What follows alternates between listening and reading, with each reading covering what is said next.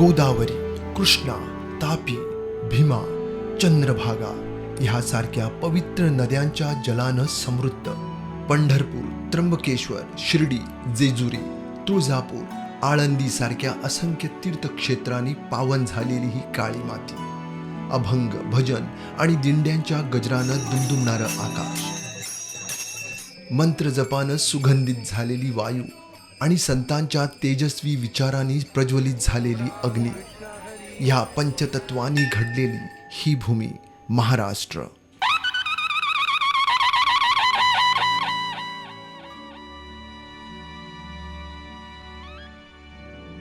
त्या काळातील विचार आजच्या समाजापर्यंत पोहोचावे म्हणून अनेक संतांनी हे साहित्य साध्या, सोप्या आणि लोकभाषेत मांडले. अशा थोर संतांपैकी एक संत म्हणजेच स्वामी स्वरूपानंद महाराज. राम कृष्ण हरी. महाराष्ट्राचा निसर्गरम्य कोकण प्रांत आणि कोकणातील आंब्यासारखी गोड रत्नागिरी, ह्याच रत्नागिरीच्या कुशीत वसलेलं छोटंसं पावस गाव 15 डिसेंबर 1903 रोजी स्वामींच्या जन्मानं पावन झालं. अगदी ज्ञानेश्वरांपासून ओम रामकृष्ण हरी हा मंत्र जो सांगितलेला आहे त्याला स्वामींनी ओम हा प्रथम जोडला आणि ओम रामकृष्ण हरी या मंत्राचा जप ते कराव्यास सांगतात. संपूर्ण या परिसरामध्ये तुम्हाला असं जाणवेल की स्वामी स्वतः इकडं आहेत. स्वामींचं अस्तित्व खूप आपल्याला जाणवतं. या थोर संताच्या चैतन्यापर्यंतचा प्रवास केवळ आध्यात्मिक नव्हता, तर समाजसेवा आणि राष्ट्रसेवेच्या कठीण तपातूनही तो अधिकाधिक तेजस्वी झाला. गणेशनाथ महाराज वैद्य म्हणून एक सत्पुरुष होऊन गेले. त्यांना त्यांच्या मामांच्या ओळखीने अनुग्रह मिळाला, परंतु देशाचं पारतंत्र्य त्यांना स्वस्थ बसू देत नव्हतं आणि येरवड्याच्या जेलमध्ये त्यांना 2.5 वर्ष सश्रम कारावास झाला. तरी त्यांनी त्याचा चांगला सदुपयोग करून जो घेतला की ज्ञानेश्वरीचं सखोल असा अभ्यास करण्यास त्यांनी सुरुवात केला. आणि एक दिवस त्यांना एक असह्य अशी म्हणजे त्यांना चालताही येईना. माझ्या काकांनी त्यांची 4 महिने अहोरात्र सेवा केली. त्यांनी संन्यस्त वृत्तीने राहायचं म्हणून आपल्या आईवडिलांना सांगितलं की मी आता देसाईंच्याकडे जाऊन राहीन आणि तिथेच माझी जी एकंदर आध्यात्मिक किंवा साधना आहे ती करेन. 1935 साली आमच्या घरी म्हणजे देसाई अनंत निवास येथे राहावयास आले.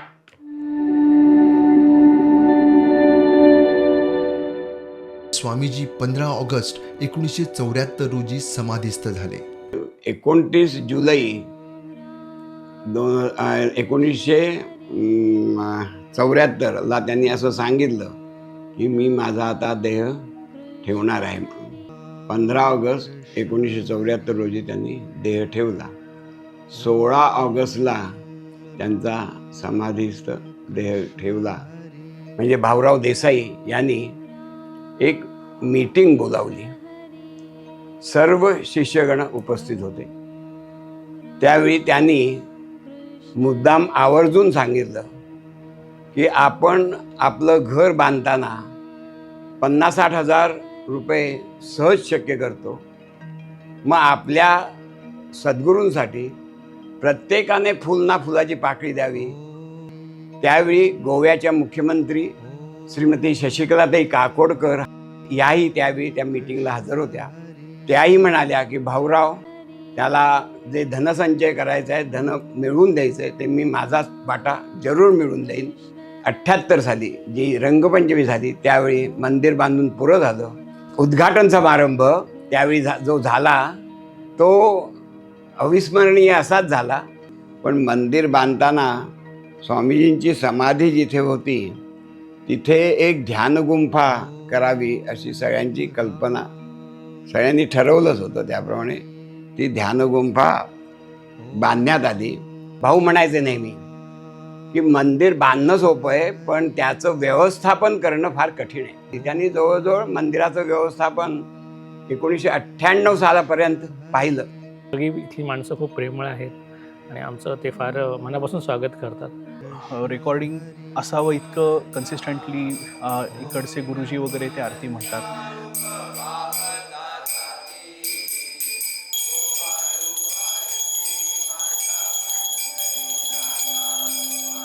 स्वामींच्या समाधीच्याच मागे विठ्ठल रखुमाईची मूर्ती आहे.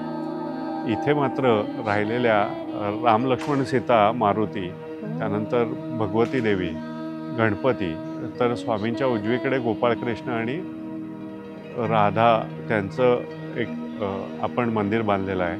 स्वामीजींचे जन्मघर आजही त्यांच्या सात्विकतेचं दर्शन घडवतं. आणि गेले 50-60 वर्ष आपण मंडळ लक्षपूर्वक जाणीवपूर्वक त्याचं जतन करत आहोत. त्यांच्या घरात त्यांचे मूळ देव आहेत, मूळ स्वयंपाकघर आहे, मूळ माजघर आहे आणि त्यांची जी जन्मखोली आहे या घरातली स्वामीजींची, ती जशी तशी ठेवण्यात आली आहे. असे सांगितले जाते की परमपूज्य स्वामीजींना जिथे साक्षात भगवान विष्णूंचे दर्शन झाले ते म्हणजे देसाई बंधूंचे अनंत निवास. या अनंतनिवासाला जवळजवळ 100 वर्षाची इतिहास आहे. परंतु ह्या वास्तूमध्ये 1934 ते 1974 असा जवळजवळ 40 वर्षाचा मोठ्या कालखंडामध्ये स्वामीजी ह्या अनंतनिवासात राहिले. तर मी 2000 साली माझं लग्न झाल्यापासून स्वामींची खोली बघितली आणि मग त्यांच्या वस्तू नीट ठेवणं, त्या आवरणं, नंतर खोली सारवली जाते इथे शेणाने, त्यामुळे ती सारवणं, अशा सगळ्या गोष्टी मी करायला लागले. सोलीचं दर्शन घेण्यासाठी कायम आपल्या इथे स्वामी भक्त येत असतात. त्यांना येणाऱ्यांना सगळ्यांना प्रसाद देणं, तसेच त्यांना आलेल्यांना पाणी किंवा ह्याची प्रसाद देणं, ही सगळी सोय आपण इथे करतो.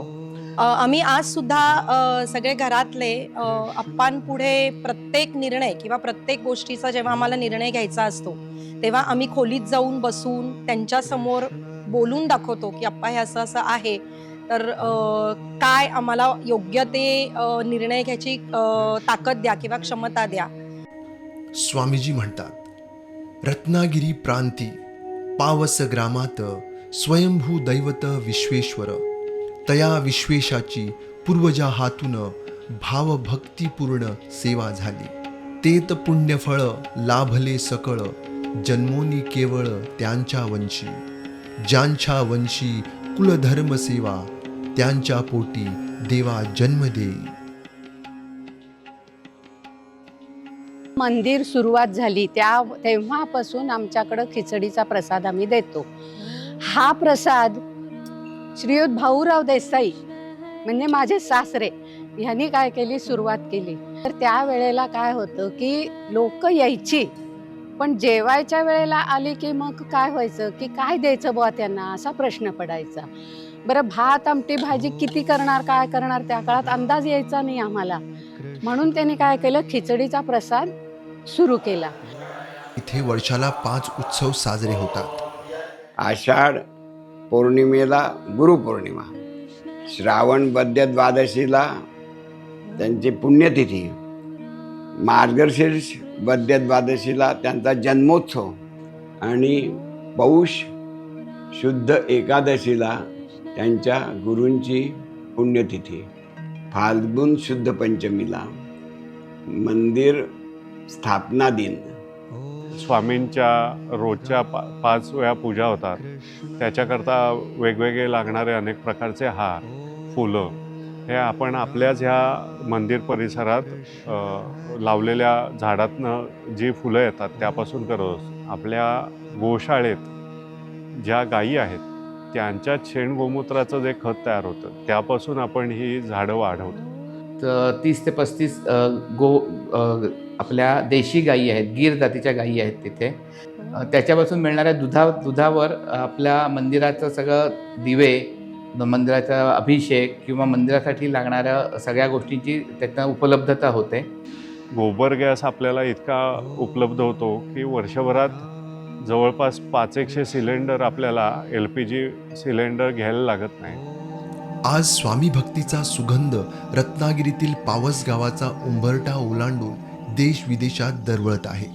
आम्ही इथे भक्तनिवास हा एक प्रकल्प केलेला आहे. त्याच्यामध्ये साधारणतः 75 रूम्स आहेत. 75पैकी साधारणतः 45 ते 50 रूम अटॅच्ड आहेत आणि बाकी 7 ते 8 लोकं राहतील अशा रूम आहेत तिथे. आमच्याकडे 11 हॉल आहेत. या हॉलमध्ये 50 मुलं राहतील. संत ज्ञानेश्वरांनी लिहिलेल्या ज्ञानेश्वरीचा सार सामान्य भक्तांना समजावा म्हणून परमपूज्य स्वामीजींनी तो साध्या सोप्या भाषेत मांडला. आणि स्वामी स्वरूपानंद सेवा मंडळ ह्यांनी तीर्थरूप भाऊ देसाई यांच्या अधिपत्याखाली 55 लाखाचा निधी गोळा केला 1980 ते 82 साली.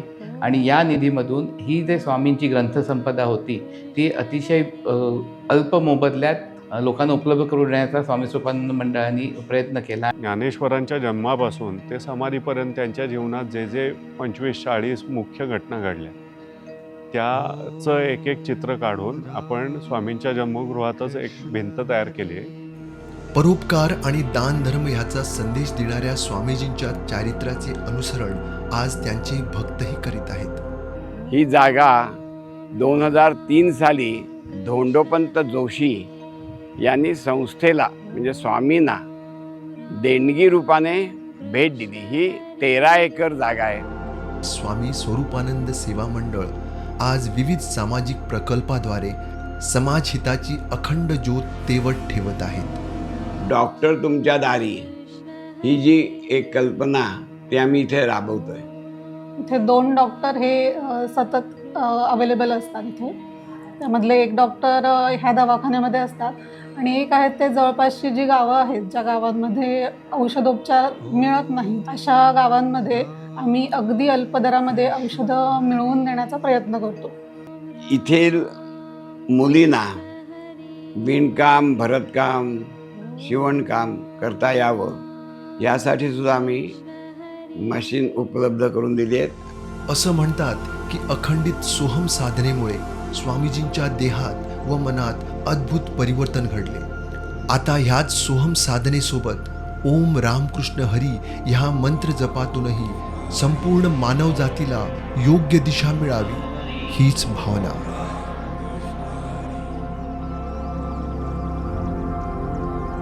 अहो आजकालची नवोच आम्ही माऊलीनंच आम्हाला इथं पाठवलं. दिलं काम तिच्याच कृपेनं पुरं झालं.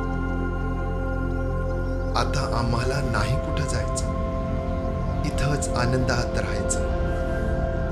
आणि माऊलीनंच अन्यत्र पाठवलं आणि तिथं अवतीर्ण व्हावं लागलं तरी आता चैतन्य स्वरूपात इथं आमचं अखंड वास्तव्य आहे. चैतन्य स्वरूपात इथं आमचं अखंड वास्तव्य आहेच.